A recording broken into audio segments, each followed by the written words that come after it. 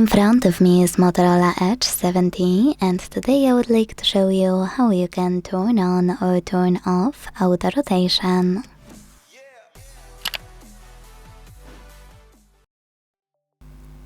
Let's start with the fastest way to manage auto rotation, which is by going into Tab menu.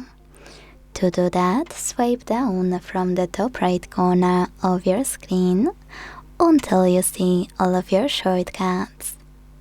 Then look for Autorotate ON, and when you find it, click on it. So when I click, as you can see, mine turned green. That means that auto rotation is on. To switch it off, tap on the same shortcut until it's black. If you have a bit more time though, you can always go into settings, scroll a tiny bit to hit display, and then scroll again to use this switcher next to auto rotate screen feature. This way you can switch it on or turn it off. Thanks so much for watching. If you enjoyed this video, leave a like, comment and subscribe. Bye!